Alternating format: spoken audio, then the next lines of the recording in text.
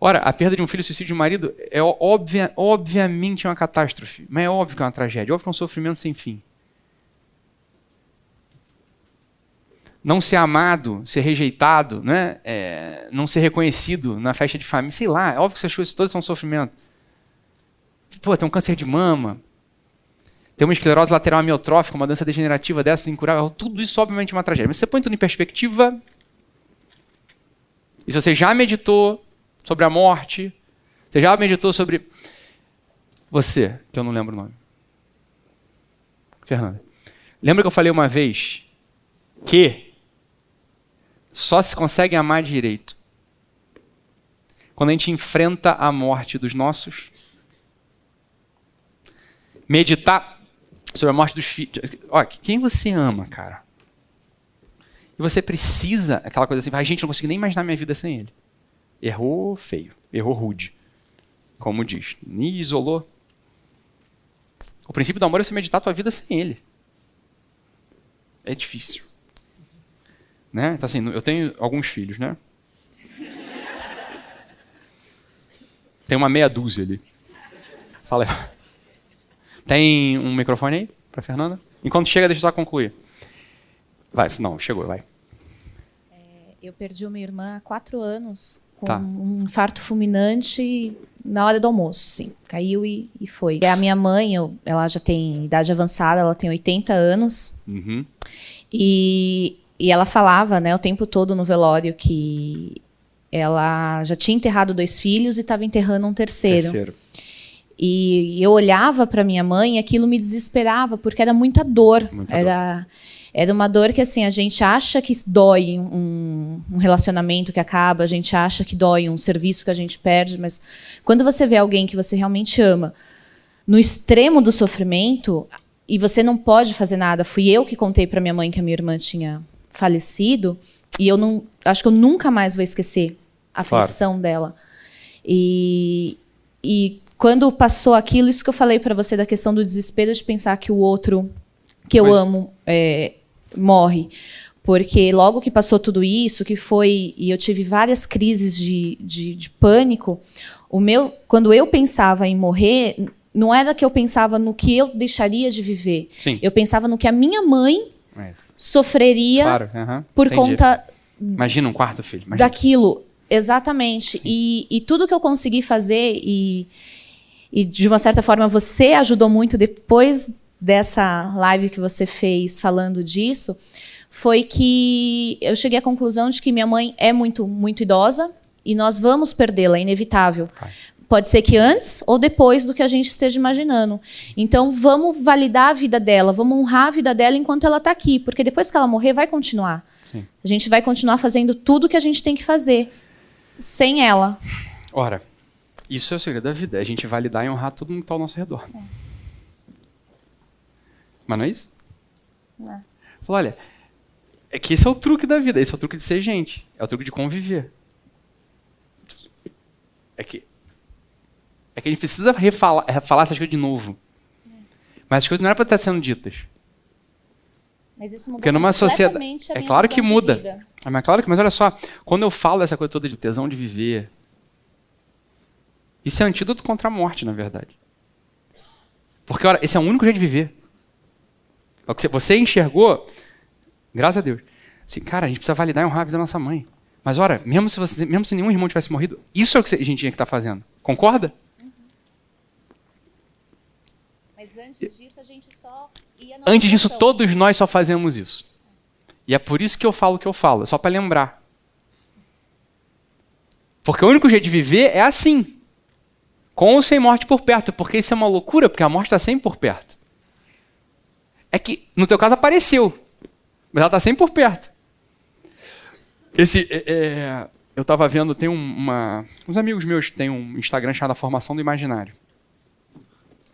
Acho que foram eles, agora eu já estou na dúvida. Eu já estava vendo os stories deles e eu nunca tinha visto essa imagem. Realmente me guardei. Já estou usando logo aqui. Acabei de ver e já guardei. Já estou usando. Era uma imagem que eu nunca vi. Era uma igreja alemã. Eu não sei se é católico ou não. Parece que sim. Mas tem um esqueleto. Olha só a imagem. É um esqueleto um afresco em gesso, em alto relevo, né? Um esqueleto, uma caveira, né? Um esqueleto inteiro, sentado assim, com aquela foice do lado, a foice da morte, então é a morte, com um canudinho, né? Apoiado na mão assim, com um canudinho, soprando bolinhas de sabão. Como quem diz, daqui a pouco a bolinha estoura. Todo mundo já viu uma bolinha de sabão.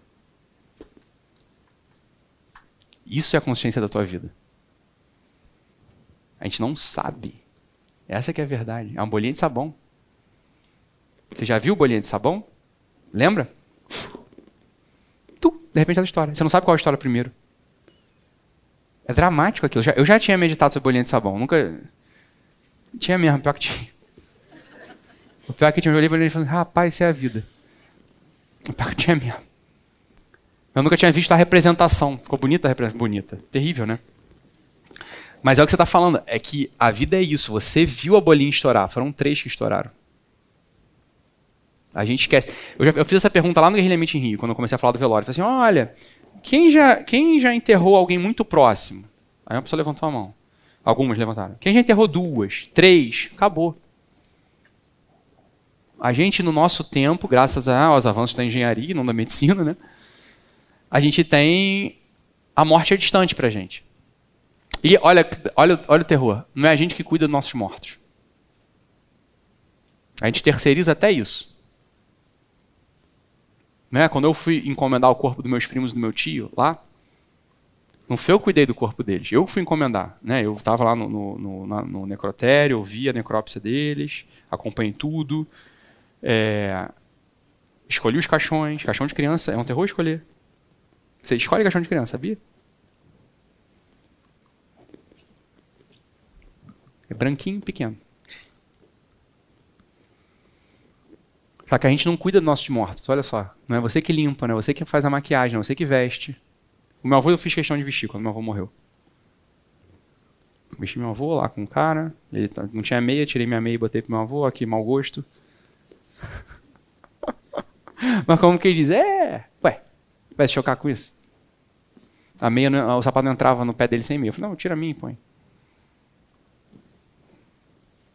Então assim, esse lidar com a morte, ele não é ruim. Só que a gente não tem experiência disso mais. Nosso tempo é um tempo, né, que lida com a morte de um modo muito anômalo. Ou com essa indiferença do modelo do Fashion Week, ou com uma exasperação histérica. E aí você falou o que é segredo da vida. Quando eu falo tudo dentro, intensidade, é porque esse é o único jeito de viver. E o confronto com a morte, só ele dá isso pra gente, a dimensão correta disso. Porque todo o resto passa. E a gente é uma bolinha de sabão. A gente é uma bolinha de sabão. Quem mais? Aí, tem matéria-forma.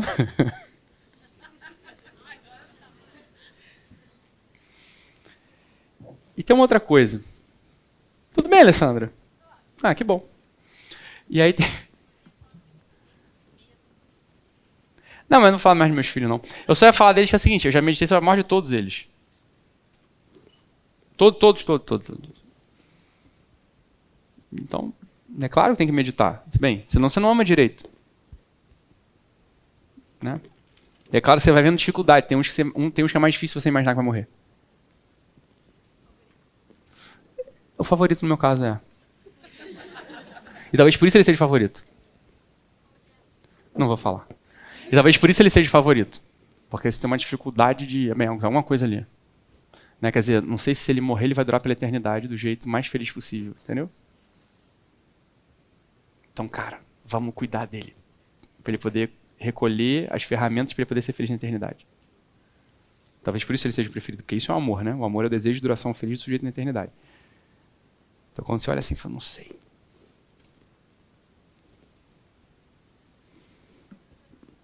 Eu falei que era antimotivacional isso. Bem no início. Não vai falar que eu não te avisei. Eu avisei. E da tia chance.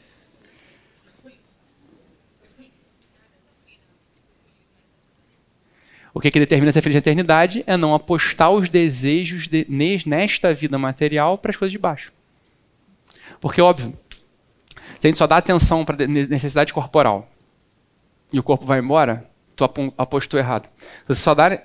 Se você está apegado aos desejos de baixo, você não tem um corpo na eternidade para dar conta desses desejos. Você vai ter um desejo sem esperança.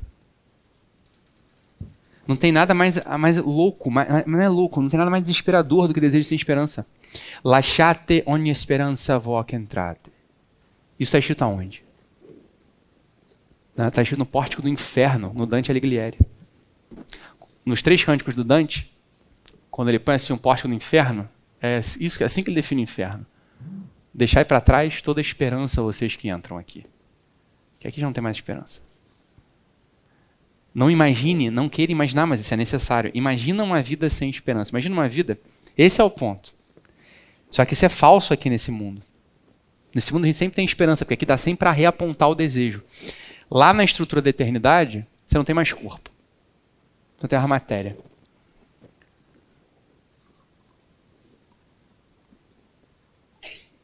Então, você cultivou desejos que precisam do corpo para serem alcançados, você não tem esperança daquilo ser atendido mais. Ponto. Então, a técnica... E por que a gente fala que só a personalidade trata? Porque a Cissa perguntou.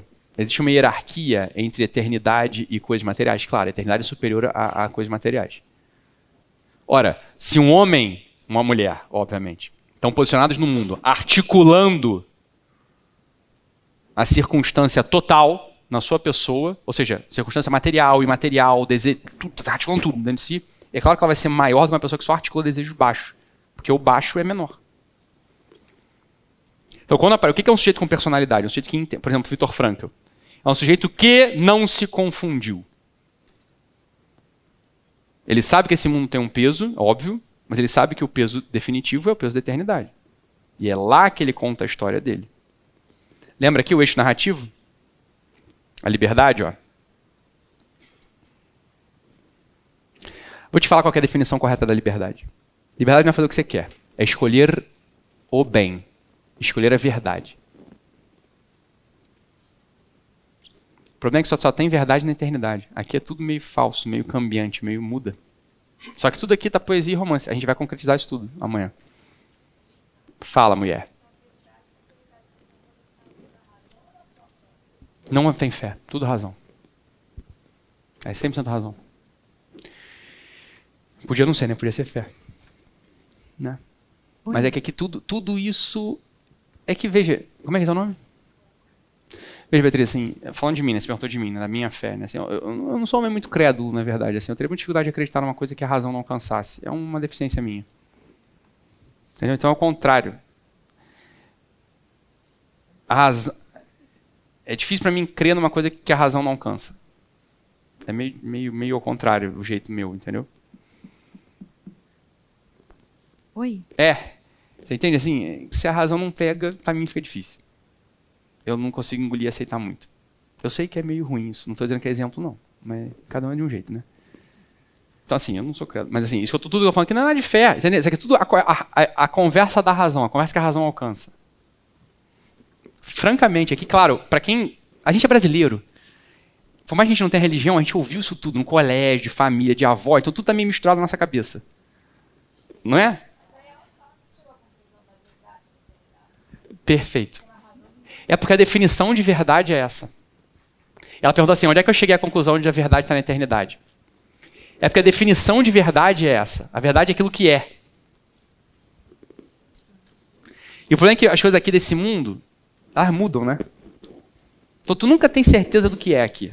Normal. E é por isso que todos os relativismos são explicáveis. Eles não são vivíveis. Mas a gente dá conta de explicar o relativismo. Ou seja, a pessoa que duvida da verdade. Eu vou falar sobre isso amanhã. Sobre as 3 faces da verdade. Para a gente poder entender. Porque eu estou falando verdade como se fosse a coisa dada, né? E não é, você tem razão. Você tem total razão. É isso aí mesmo. Pela fé, beleza? A fé dá conta de uma parte da verdade, não dá conta de outras. Né? Se eu te perguntar, é verdade que essa caneta cai? Assim, não precisa de fé para você falar que sim. Né? E é verdade que ela cai. Essa é uma das faces da verdade. Aletheia, o nome. Mas depois eu vou falar disso. Exato, o oposto da mentira tem a falsidade, tem a verdade que se opõe à falsidade, é mentira. E tem uma outra verdade, a gente vai falar disso. Tá? São as 3 faces da verdade. Ítalo. Aletheia, Emuná e Veritas. A gente vai falar dela. Se a verdade habita a eternidade, uma pessoa obcecada na verdade, ela é obcecada pela morte. Não, porque você vai ver você tem razão. Só que veja bem, a morte não é eternidade, a morte é a passagem. Sim. Uma pessoa obcecada... É a mesma coisa que você falar assim, eu ser obcecado na paisagem é a mesma coisa que eu ser obcecado no batente da porta. Não, o batente da porta é por onde você vai ter que passar para poder ver a paisagem ampla. A morte é só uma passagem. Ela não tem nada demais, na verdade. A morte é assunto da 8ª camada. A 8ª camada é uma porta para a 9ª. Ítalo. A 9ª é onde está a verdade. Mas essa verdade que habita a eternidade é uma verdade que aqui a gente não alcança. Não vai alcançar. É claro que é. Você abre, mas a gente fala disso depois nas camadas. É. Ítalo. Eu. Ítalo. Fala. Eu acho importante, assim, para mim, pelo menos agora, colocar que a eternidade já é agora também, né? Porque quando a gente fica assim muito concentrado em alimentar desejos imateriais, mas assim focado na eternidade que é depois, parece que isso não qualifica a vida que é agora. Tá. Sabe? Porque o que eu tenho agora de concreto é essa vida aqui, não que ela seja totalmente material. Eu acho que já é. Sim. É que assim, olha só, vamos lá. É que eu estou falando para um público que de algum modo são meus alunos que de algum modo me acompanham. Tem razão. E você lembra que eu falei assim, ó, trabalhe se você já forte no saco? Isso é toda a face do que acontece aqui. Então é claro, já é agora. Você vê que na aparição pública para a massa, eu foco mais inclusive no contrário do que eu estou falando aqui. Concorda ou não? É que essa base, trabalhe se você já forte no saco, ela é fundamental. É isso que você está falando, você tem razão. É isso aí mesmo, você tem total razão. O pensamento da eternidade, na morte, o diabo, ele não... É que a gente, hoje é um dia, a gente tem um segundo e um terceiro, né? A gente vai localizar isso tudo. Você tem razão, esse pensamento todo não é abstrato, é aqui. Você tem razão, é isso mesmo agora. Sobretudo porque a eternidade ela é simultânea. Ela já está acontecendo, tem razão. Ele tem razão. Só que olha só, vamos lá, não nos confundamos. O que eu estou dizendo? Estou dizendo assim, a gente tem que escrever uma vida agora. É isso mesmo, é a liberdade. A liberdade é você escolher a tua vida agora. Lembra que eu falei? Aqui, ó. Liberdade, aí está a verdade aqui, elegância, não saber o que fazer, história. É a vida que a gente está escrevendo agora. E aí tudo vai ficar claro amanhã e depois.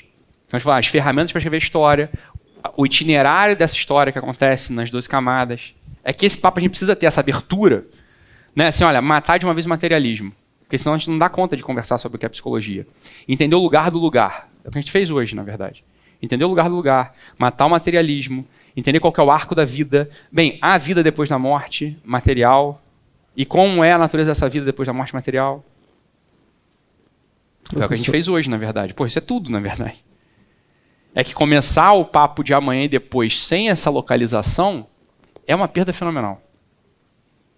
É uma perda fenomenal. Você não pega. Beleza? Professor, Ítalo. Fale Ítalo. comigo. Só um minuto. Aqui atrás, no fundo. Oi. Em relação a essa questão que você colocou da verdade... Desculpa, colega. Fala, meu. Eu não tinha visto. Não tem problema. Eu fico imaginando assim, você conseguiu colocar muito bem essa questão da verdade, ela é o que é. Sim. Como é que nós conseguimos, assim, através dessas ferramentas, fugir das interpretações desse conceito da verdade? Porque, por exemplo, você colocou essa questão, e o ser humano, acredito eu, faz muito isso, na hora de definir essa questão de verdade, desse conceito real daquilo que é. Porque muitas pessoas atribuem interpretações daquilo que é verdade para si, né? E essas verdades daquilo que é acaba sendo distorcido. E aqui Você sabe aquele... A internet circula isso aí tudo. Porque então o cego tocou na orelha do elefante e disse que era um papel. E aí o outro cego tocou no rabo do elefante e disse que era uma mangueira. E o outro tocou no pata de um elefante e disse que era um poste. De onde conclui que não existe a verdade. A verdade é que tem um elefante e tem uma porra de cego. Que loucura essa imagem que você criou. Você pega 3 cegos e quer provar que não tem verdade. Mas os caras são cegos. O que você está provando é que ele é cego. E francamente falando, você confunde rabo de elefante com mangueira? Porque mangueira é essa, com pelo? E um papel que é uma orelha? Que isso? O poste até vai. Agora, um poste que tem fedor de... Olha, isso é sério. As figuras de linguagem que a gente usa, elas demolem. É a demolição da inteligência humana. Que figura de linguagem louca é essa? Fala, que isso? Então, quando... Obrigado, Joe. Então, quando a gente fala assim, não existe verdade. Isso é a minha verdade, eu sou verdade. É claro, isso é explicável. A gente vai falar disso nas camadas. É isso aí mesmo, para uma pessoa imatura. Quem está na 4ª camada, 5ª camada, acha isso. Eu falo justamente na questão dos julgamentos, né? Sim. Que você precisa provar que aquilo é verdade. Claro que sim. E aí eu me lembro que você iniciou a conversa dizendo que toda vez que você parte para um julgamento, claro, você já se afastou completamente daquilo que é. Ótimo. Então vamos lá. Voltamos aqui ao ponto da entrada. Eu acho que é uma perda de tempo a gente provar o que é que seja para qualquer pessoa que não queira. Tá perda de tempo. Você fala a verdade e quem for dos teus vai ouvir. A ovelha vai escutar a voz do pastor. Você entrar num debate para convencer alguém, mas que loucura. Ama a pessoa, fica com a pessoa, conversa com a pessoa, beba com a pessoa, ame a pessoa e pronto. Francamente falando, é o que eu acredito, tá? Eu não acho assim que a gente tem que ser os arautos da verdade. Isso é uma loucura. A gente vive e quem quer ouvir, a gente fala.